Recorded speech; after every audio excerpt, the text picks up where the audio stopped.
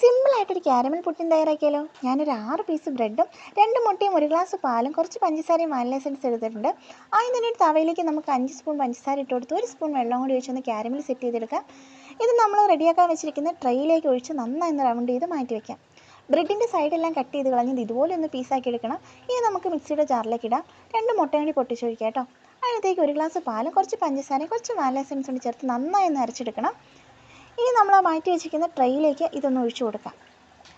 ഇനി ഒരു 40 മിനിറ്റ് നമുക്കിതൊന്ന് ആവിയിൽ വേവിച്ചെടുക്കണം. നമ്മൾ ഇഡ്ഡലിയൊക്കെ ആവി വെക്കുന്ന പോലെ തന്നെ വെള്ളം ഒഴിച്ചിട്ടാണ് കേട്ടോ ആവി വെക്കുന്നത്. അങ്ങനെ നമ്മുടെ പുഡിംഗ് ഇവിടെ വെന്ത് റെഡി ആയിട്ടുണ്ട്. ഇതൊന്ന് തണുത്ത് കഴിയുമ്പോൾ നമുക്കൊന്ന് ഫ്രിഡ്ജിലേക്ക് മാറ്റാം. ഇനി ഇതൊരു പാത്രത്തിലേക്കൊന്ന് മാറ്റി നോക്കാം കേട്ടോ. നമ്മുടെ ക്യാരമൽ പുഡിംഗ് ഇവിടെ റെഡി ആയിട്ടുണ്ട്. അടിപൊളി ടേസ്റ്റാണ്, നല്ല സോഫ്റ്റാണ്, മക്കൾക്കൊക്കെ ഒത്തിരി ഇഷ്ടപ്പെടും. ഇനി ബ്രെഡൊക്കെ മേടിക്കുമ്പോൾ എല്ലാവരും ഒന്ന് ട്രൈ ചെയ്ത് നോക്കണം. നിങ്ങൾക്ക് എല്ലാവർക്കും എൻ്റെ വീഡിയോ ഇഷ്ടപ്പെട്ടെന്ന് വിചാരിക്കുന്നു. എൻ്റെ വീഡിയോ ഇഷ്ടപ്പെട്ടാൽ ഒന്ന് ലൈക്ക് ചെയ്യാനും സബ്സ്ക്രൈബ് ചെയ്യാനും മറക്കല്ലേ. പുതിയ റെസിപ്പി ആയിട്ട് നമുക്ക് വീണ്ടും കാണാം. Bye bye.